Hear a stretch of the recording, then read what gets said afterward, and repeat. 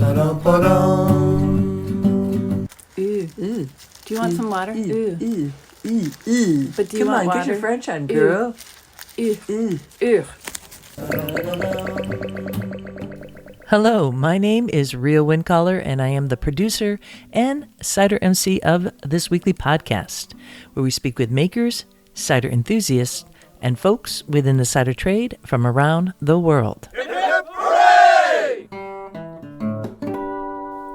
Bringing us into episode 480 of Cider Chat is a conversation between a friend of mine where we are trying to make up some names for Pommeau, as it is made in America. And we are just slaughtering the French pronunciation of water. It is not it's ooh. Much more calmer, not oh my goodness. But I'm not going to sweat it, because that is exactly what you do when you're practicing language and you're searching for words and the emotions that sound creates for you and the imagery. That's what we were doing there. We were playing with language and trying to come up with an idea for a different name for Pommeau style beverages here in the U.S. And if you don't know what I'm talking about there, I'm going to recommend that you go back just 2 episodes ago on episode 478 and check out my conversation with attorney Lindsay Zan, who really went through the legalese on the naming of Pommeau in America when it's a French classic, and some of the obstacles that could come up down the line when one chooses to use essentially a trademark name because it's been in the use. So yeah, we're practicing some names, and we came up with some pretty interesting thoughts on it, certainly from the perspective of somebody who's not in the cider industry. That's what I was really wanting to share with you, because I was you get a little bit rigid, right? And this pushed me forward. So we'll get to that conversation. We were drinking this amazing American style Pommeau, and it's pretty cool. So that's going to be at the tail end. Our featured presentation this week is all on holiday gift ideas for 2025, because it is coming upon us very quickly. So now would be the time to get your orders in so you can make it for whatever holiday you're planning to celebrate, be it Hanukkah or Christmas holiday or New Year's, or perhaps you have some birthdays coming in here, some special anniversaries or something like that. This is the time to get on it. So we'll be going to that feature presentation shortly. But first, as always, in case you didn't know and you're new to Cider Chat, we always begin with a wee bit of news from out and about in Ciderville.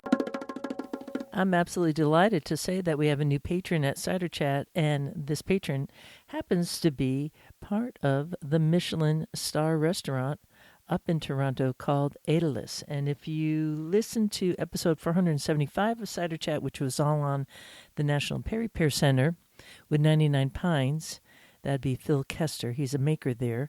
We also had a little piece about Edulis and how there was a connection where Michael, the chef, co-owner with his wife there, listens to Cider Chat, is also a cider maker, and contacted Heman's Cellar, which is in Ontario, Canada. That would be Heman's Cellar, and you may know Tom Heman or Susan Judd, both who have been on Totally Cider tours with me, and said, let's get some cider up here. So now we have Michael Cabello as one of our patrons. So can I say it again? If you don't think it is worth advertising on Cider Chat or getting your story out here or being part of this community, then you're missing out, because we have the most amazing people out and about in Ciderville, all connected, all exchanging addresses, essentially. All these different guests on the podcast, you could get their address, get their contact info, and then follow through, whether you want to sign up for a gift box or you want to order some of that cider for your restaurant. So Michael wrote on how he found this here podcast. He said that he just searched cider making and podcast, and there was Cider Chat. And on his journey with cider, he has a Spanish heritage, and as kids, he always drank a non-alcoholic Cider from Spain. on fancy occasions. That kind of sounds familiar to me, too. I think this opened my palate, he writes, to cider. And then when I was older, I moved to Spain to work in kitchens, and one restaurant I worked at was in the Basque region. One night, the kitchen crew all went to the Cidery after the late service, and it was absolutely mind-blowing to me. The culture, the food, the party, and of course, the Cider of the Basque just immediately drew me in. I was in love. Since then, I have always sought out cider wherever I am. I'm also an amateur cider maker, and every year I expand my repertoire and knowledge of fermenting with palms. And I asked him if he had a particular style of cider, and I guess you could probably think what that might be. He writes, for many years, I thought the only real cider worth a toss was acidic northern Spanish cider, and was a snob to anything else. But how wrong and immature I was. These days, I'm a big fan of the freedom and varied techniques being used in Canadian North American ciders. I am definitely a dry cider drinker and would consider myself a purist, as I'm not usually a fan of any added berries or such fanciful treatments, although I do enjoy a hop cider. So we're kind of seeing, maybe we limit ourselves by being a purist. I think we do in the cider world because, sky's the limit. Anyways, I asked him if there was a topic he wanted to discuss, and he was thinking about it'd be worth exploring the rising cost of running or opening a cidery today, as he was just in Asturias, Spain, and talking with the cider makers there. And the theme was that people were shutting down and that the startup costs would be damn near impossible to start up a new cideria these days. So, yeah, I think that's a good topic. I told him I'll put it in the hopper and see what we could do. I have some ideas there, so I don't want to deter anybody from getting into cider making, but it's good to always go into any business venture with your eyes open, and that's what we're hoping to do. He wrote this back in November, and I've only been able to get it online for this here episode. But when he wrote, he said, today I was pressing probably my last batches of the year. Quince and beautiful red love apples. Fingers crossed I don't mess them up. Well, isn't that cool? Here we have a chef, and not any chef again, can I say? Again, the restaurant is Edulis. I'll put a link in the show notes to that. And you have a chef who is into cider. Like, that is something to celebrate. So if you've been feeling a little like doom and gloom, this is something that I do hope cheers you up. Coming up in April of 2026 is the Blossom Time Totally Cider Tour to the United Kingdom. That is taking place April 27th through May 3rd, and reservations are currently live. It looks like, we have about half of this tour already filled up, and that's just approaching the wait list. So if you are interested in a really fun tour to the United Kingdom, this is in the West Country. We meet and land in Bristol, which is the hub. In fact, it was called something by the mayor, I think something like the cider town of the UK. I can't quite remember, but it was very special, really a nod to all the fans for cider. And just hanging out in Bristol proper is a ton of fun. But we're not going to just be there. We're going to be going out to some really incredible places, focusing both on apple orchards and pear orchards, because they're doing both there. They have the proper style, which is like the wild ferment, served in a pint glass, a mug, I don't know, like a glass jar. Seriously, any way you like it. And that's pretty awesome because you're really getting the wild ferment, the terroir there. And I mean, with some cheese, it's so good. And then also we're going to be experiencing that other level of cider, which we would call in like the fine cider category, like wine. And there will be visiting some really superb makers. In Somerset alone, we're going to be going to the Wilding Cider, be meeting up with Sam Leach of Wilding Cider that has been throwing out both cider and perry that is super delicious. We're going to be going to the Newt, which is an estate. It's a place that people go just to spend the day. You have to be a member, and you could go to the different restaurants. They have a number of different museums. They have a crystal cave, and about 800 acres, I think, for the estate itself. I'm not quite sure because when I was visiting there, I was being driven around in a little go-kart, just check on every little nook and cranny. It is a wonderland, and we're going there specifically for the cider because the cidery itself is a wonderland. So be there, and then we'll be going to the Somerset Cider and Brandy Company, which is the Burrow Hill spot to go and take those Instagram photos up on top of Burrow Hill with that tree where you get a 360-degree view. Just look it up on Instagram, Burrow Hill, Somerset Cider and Brandy Company. Or maybe you've heard about them at the Glastonbury Fest, which is a huge summertime music fest in Glastonbury in England. Or perhaps you've heard about their brandy itself. They have been distilling brandy for over 20 years now. That would be the Temperleys, and are really honing it in. They have like a building that's pretty new. They've been storing the barrels, and we'll get to meet Matilda Temperley, who is the managing director there, and her father, Julian Temperley, who is just a historic piece for cider in the UK. We'll also be heading out to Weston Supermar, a little spot that I really enjoy, both for the sunset and the cider, having a little cider dinner there, and then making our way up to the National Perry Pear Center, then on to Malvern Hills, where we'll be having a dinner with Albert Johnson of Ross-on-Wye Cider and Perry Company. I'm really excited. Albert he just feels like part of my family, and I have been welcomed into his family. Even though he's never met my family, he could show up on any day of the week and he would have a place to stay. That's how much I feel about he and any of the Johnsons, anybody connected to Broome Farm, which is the actual farm and the homestead. This is a spectacular orchard, and we'll also be going over to the Ross-on-Wye Cider and Perry Company, visiting the Yew Tree Inn, and that is run by his brother Martin. So a lot going on there, and I haven't even mentioned all of it. If you go to Totally Cider Tours at ciderchat.com, you'll get to see the full list of the tour there, the fees and everything. And, contact info@ciderchat.com today. Get your name in so that we can send the registration to you. It is filling up. Totally Cider Tours, the UK link there will give you all the info, or send an email today to info@ciderchat.com, and hope to see you in Bristol with glass in hand in 2026.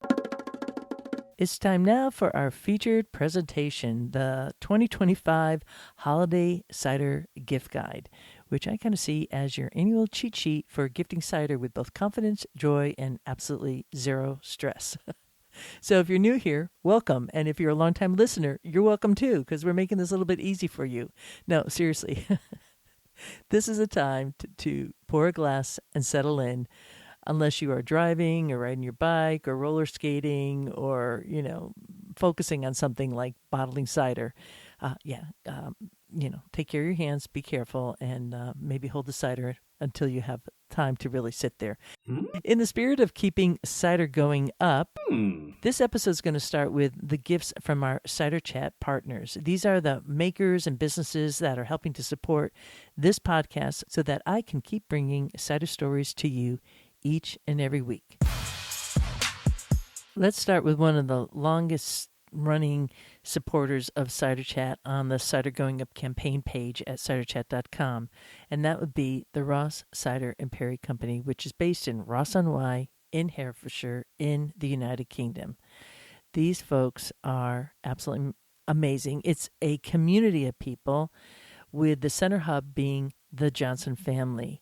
And they have what is called the Broome Farm, and it is a site to visit. So maybe you could get a gift certificate to go to the Yew Tree, which is the pub up front, right on the main road. That is run by Martin Johnson, Albert Johnson's younger brother. And remember, I mentioned earlier, Albert Johnson's going to be joining us for the UK Blossom Time Tour in 2026, and you're going to get to meet him in this very intimate cider dinner experience. But short of that, if you want to get a gift now for the holidays, they have a lot of ways to do that, and they make it really, really easy. You could get a curated 3 to 6 bottle pack from their online shop. You could get a membership to the Ross Cider Crew, or really a perfect win is a bottle of cider or Perry and a t-shirt bundle, all in one, and gift that. That would make any cider lover out there go crazy happy, I think, in the best way. Anyways, Albert, just amazing. Thank you to the Ross and Y Cider and Perry Company. They have been really, they do so much for the world in general around cider, and just have this constant energy that is so positive. And I can say that all about the folks who are patrons. So let's continue on. On the Cider Going Up campaign page, we also have Duck Chicken Cider, which is based in South London. They are making their cider out of their home. They have a flat there, and I've seen it. I've stayed there. The tanks are outside the window of the kitchen, small backyard, and the house is a good portion of it is dedicated to cider. And that's Colleen and James. They make small batch, dry, unsweetened, wild ferments, all from South London. The apples themselves come from Kent, an orchard that they have been really bringing back to life. They pick the apples themselves, and this orchard would otherwise go unused, and you got to love that. They don't ship, so this is a gift for listeners in or near London. Go to their Where to Buy page and hunt down Giggle Juice, their dry Perry in a can. It is outstanding, and I would say that is a perfect stocking stuffer right there. It's light, fun, and it's really a conversation starter. We also have Kanga Cider, which is based in Texas. And as they say, everything's bigger in Texas, and that includes their cider ambitions, because they are set to open up, I think, in early 2026. We're going to be watching. They are based in Blue Ridge, Texas, and they are supporting Cider Chat via the Cider Going Up campaign. So even though they're not open now and you can't buy anything from them, one thing you can do to support makers or to turn on your friends who love cider, maybe it's not a gift idea, but tell them to follow Kanga Cider on Instagram and to see when they will be opening. It's always fun to kind of watch that slow shift, bringing it up. Like Michael from Edulis, the restaurant, the chef, he was saying, it's difficult getting into the business. So let's watch Kanga do their stuff. I have very high hopes for this maker, and we'll be bringing you along in 2026 on the happenings there. How about a gift of Pacific Northwest terroir? Oh, yeah, you know what I'm talking about. In which case, I want to recommend that you go to Raven's Moon Craft Cidery and Wine. These are new supporters of Cider Chat at the Cider Going Up campaign. They are based in British Columbia on Vancouver Island. And frankly, I have never heard one bad word about Vancouver Island other than you must go. They are known for both award-winning cider and wine, and I have tasted it, and it's absolutely delicious. So we're going to have a link in the show notes, of course, but you could also go to the Cider Going Up campaign for all these folks I'm mentioning right now, as they are part of the Cider Going Up campaign at ciderchat.com. But just so you want to get ready, you're writing it down, ravensmooncraftcider.ca. While we're in the Pacific Northwest, I want to mention folks who are based in Seattle, but really you don't need to be out there or even near them to get the product that they offer, because they are an online bottle shop. It is called Press Then Press. And what they offer is curated cider gift packs, stocking stuffers. They have shirts, hats, you name it. And yes, I wore their hat during a recent New York City trip. It was warm and made me look good. You can see what it looks like if you go to the Instagram account at Cider Chat Ciderville. Just go to the page and you'll see me pointing to my head, and I am wearing their hat, and it's warm. It was warm and stylish. They've traveled with me. They visited my spot in Ciderville. They are salt of the earth cider people, and they have all these wonderful gifts. So again, check it out, pressthenpress.com online. You could get your orders in now, today, and make it so easy, and have it delivered to your family and friends right to their doorstep for the holidays. Are you a cider fan and you're searching for your people? Well, then why not get a membership as a cider enthusiast to the American Cider Association, because that means you can then go to CiderCon, which is their annual trade conference, or maybe you could volunteer there. The next one happening will be in February in 2026 in Providence, Rhode Island. But besides that, they also have some swags. They have hoodies, tees, hats, and tank tops. And, of course, by supporting the American Cider Association, you are essentially supporting the whole U.S. cider industry and beyond, which is really makes it the perfect big picture gift. Let's pop over to the East Coast right now to the state of New York, right outside of New York City, not too far from the Tappan Zee Bridge. That would be Interstate 84. There is a brewery and cidery. This is a family-run orchard right outside the tasting room. It's overlooking the Hudson River on the west side. So, in order to be able to do that, you need to be there for a long time to get that kind of location. It is a family farm. They have cider, beer, and food truck events. So this is kind of one of those places that you just got to stop at and not just shop at. They do have growlers to go. They have gift certificates.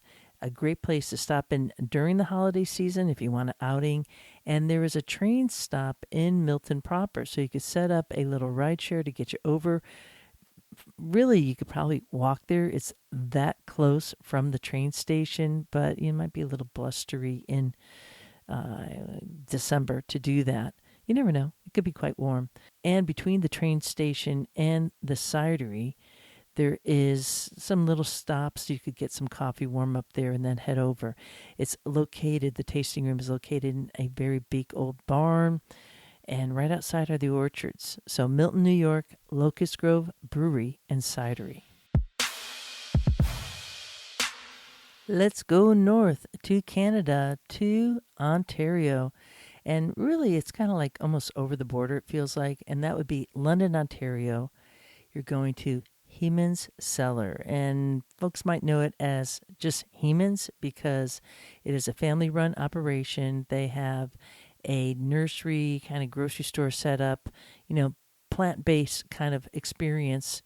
And now they're making both cider and mead. And the maker's name is Tom Heman. And I tasted his cider. You probably heard me talking about it because Tom and his wife Susan Judd were both on the most recent UK cider tour. And Tom brought a number of his impeccable cider. I mean, absolutely delicious cider. I was so wowed. So one of the things you could do as a holiday gift is do the Cider Club membership that they have there. And this way you're going to get some of those really select ciders that you probably can't get anywhere else. Unless you go up to Edulis up in Toronto to the restaurant. Because I know they have some up there. But anyways, I would just go for the Cider Club membership and check it out that way. You are not going to be disappointed. If you like fine quality cider that's going to go in your palate and in your body feel, check out Heman's Cellar, London, Ontario.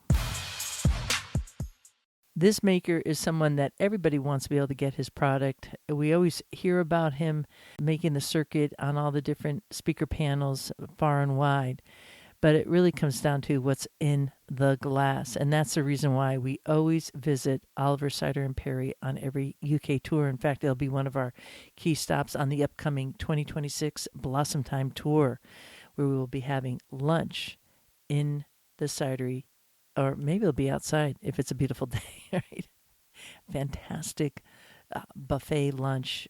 So homey, so yummy. And then to have cider too, with Tom and the team. In the meanwhile, if you're able to, you could shop online, and he does a fantastic job there listing all the different products. And I want you to zero in on one that I really recommend if you want to wow somebody who's a little bit on the fence about Perry. Try the Down on E Street Perry. It's 1.9% alcohol by volume. Absolutely delicious. It was our welcoming glass. This would be perfect to serve on New Year's Eve or to put it in the stocking. All I want to say is you got to have it. Okay? He has that cider and fortified cider too. Check it all out. Oliver Cider and Perry. Or if you really want to knock it out of the ballpark and then some, gift the UK Cider Tour to your cider love and send them off, and then they will bring back some of these products that we're mentioning from Tom, Duck Chicken, and Ross on White Cider and Berry Company. And you could start planning now for the holiday season in 2026. Because I know you already got all your presents all wrapped up, right? I know I don't. So if you're ahead of me, you're doing really well. But yeah, that is an idea. Yeah. Blossom Time Cider Tour in the UK coming up April 2026. Tom Oliver and everyone listed just now are all found at the Cider Going Up campaign at ciderchat.com. Up next, I have some more stocking stuffer tips for you for your holiday gift-giving cider ideas. Walking through the orchards. If you are looking for cider supplies to gift to an aspiring cider maker, or perhaps that's you yourself, let's make it super, super easy. All you need to do is go to ciderchat.com and you go to the tab that says Cider Chat Swag Store. And the second tab down is cider making equipment. That's where you're going to be able to find a downloadable PDF with all the things you need for making cider, all the cider making equipment like the vessel, the airlock, and links to be able to purchase that. So that way you could build your own gift basket. And I want to say airlocks in a stocking would make me just squeal like a pig, right? There's also a link there for cider books on orchard care, apple ID, tasting cider, rare fruits like medlars. There's a book on medlars, and also sorbus domestica and peri pears. So these are really good stocking stuffers. And then also you could check out the Cider Chat swag itself. Cider Chat has swag, and we have it all at the TeePublic store. There's going to be a link in the show notes. I want to give you a little pro tip though. Always order a size up, and if it isn't perfect, just reorder.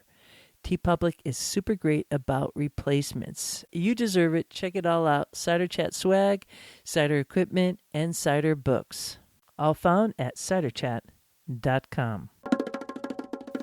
I feel like cider kind of needs a poem to really bring it home on how it is the perfect gift.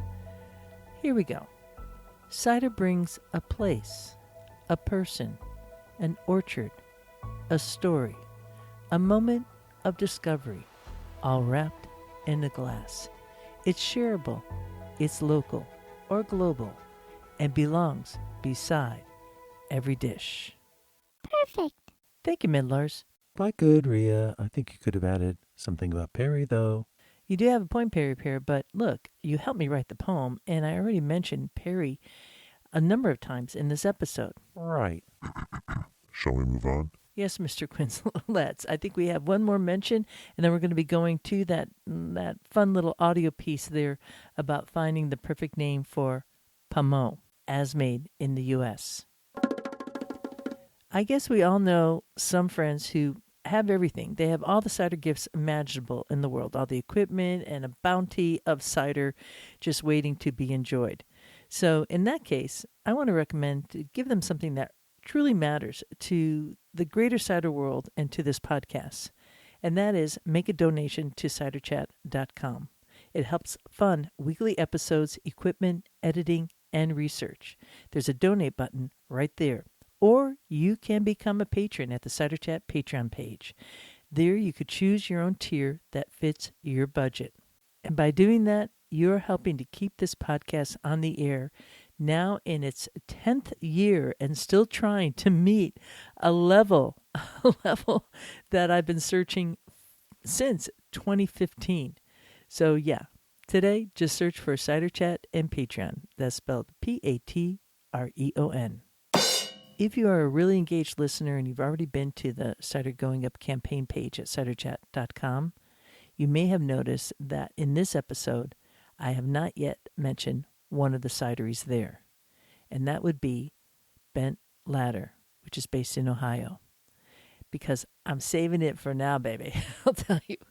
They sent me 3 bottles, 2 ciders, and 1 bottle of what is called the Orchard Fox. And on the label, it says Pommeau. It's 24% alcohol by volume. And I knew I was having this episode coming out with Lindsay Zahn all on the use of Pommeau on U.S. labels.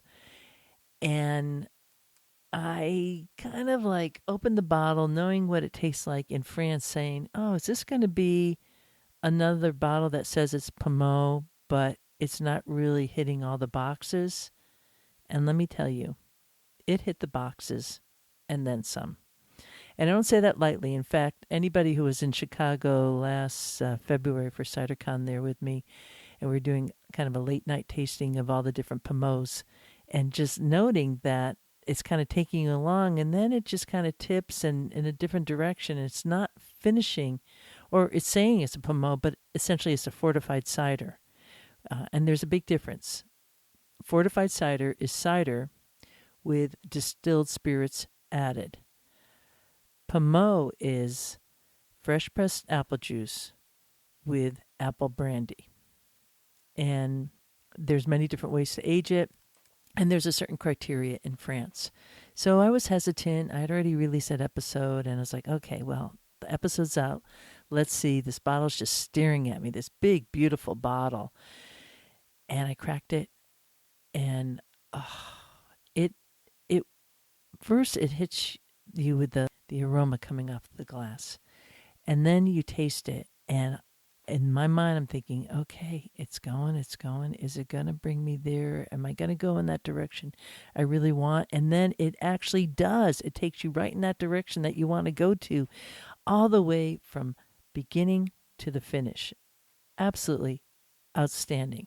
So, of course, over the recent holiday weekend we have here in the U.S., which is called Thanksgiving, I started pouring it for friends. And that's a little audio that you're going to be hearing next, where I bring up the topic of finding a new definition, not a definition, I should say, a new word, a new name for a product that is made like Pommeau, but is made in America.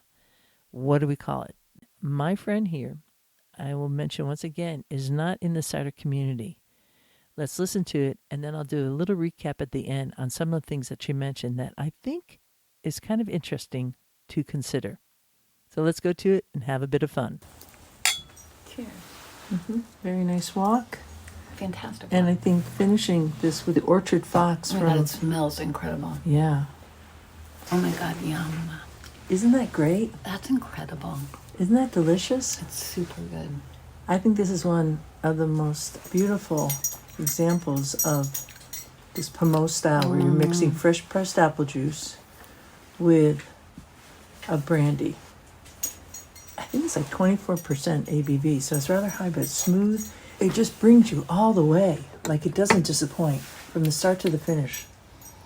It's delicious. And those are whiskey barrels. It was aged in a whiskey barrel. That's what. And it's a really nice balance.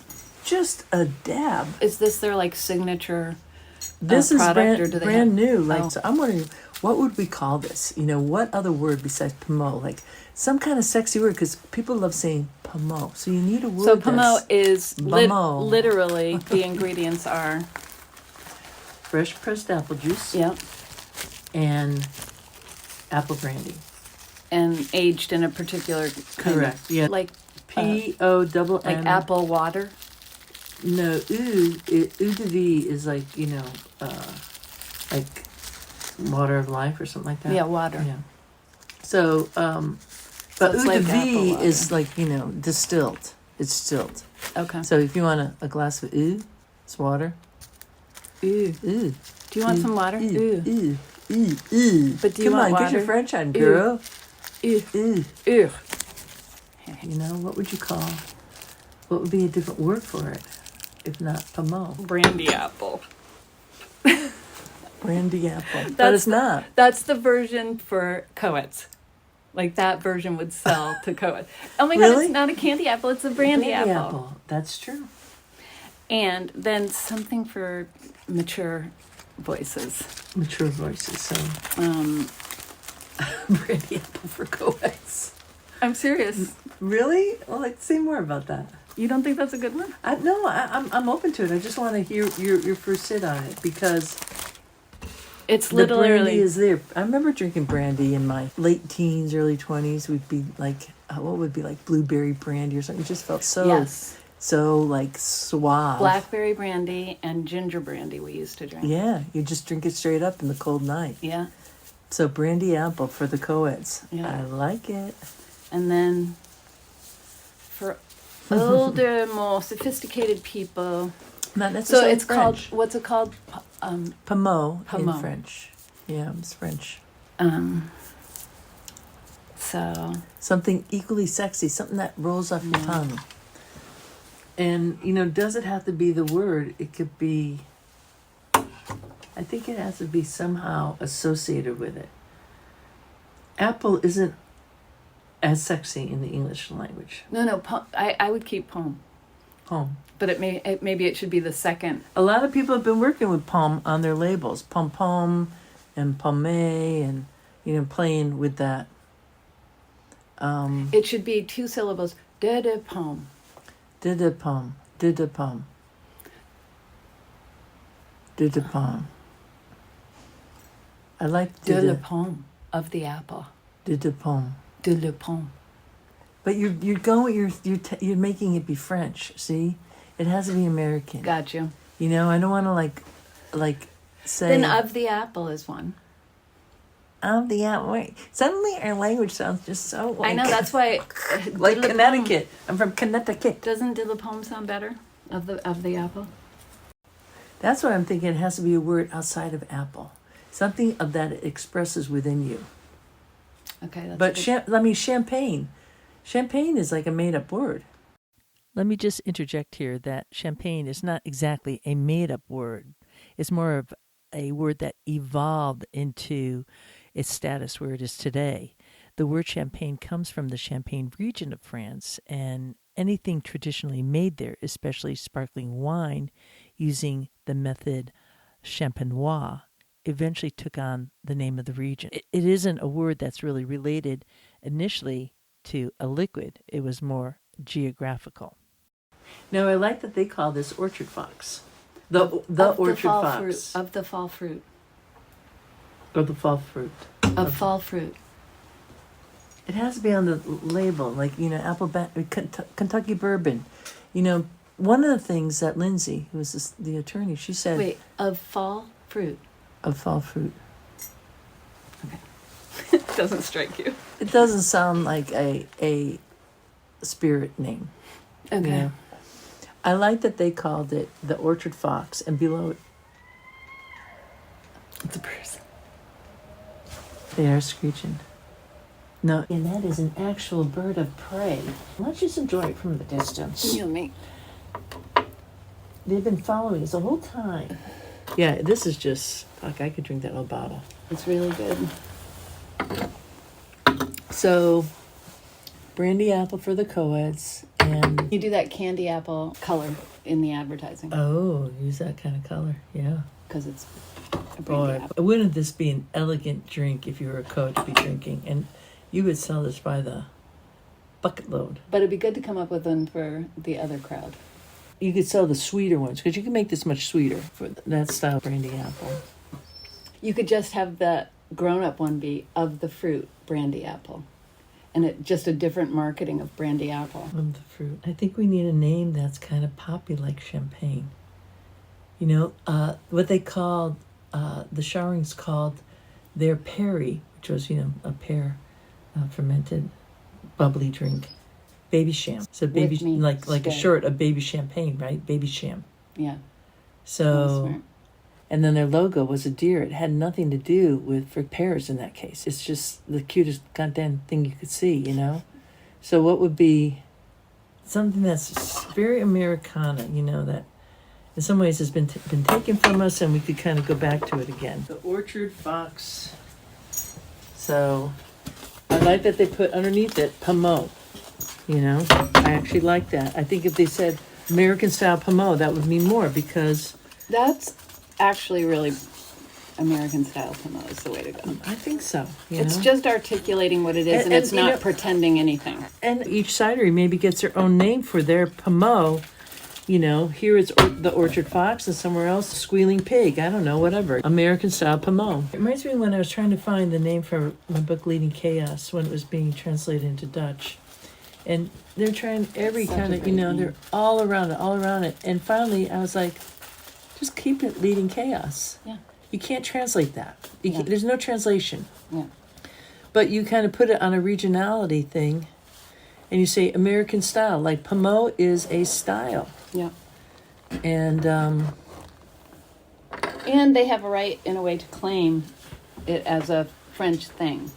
And so to say American style of it is a nod to that. A nod to that, and it doesn't hold to the same script. It's giving one permission to step out of that same script. Agreed.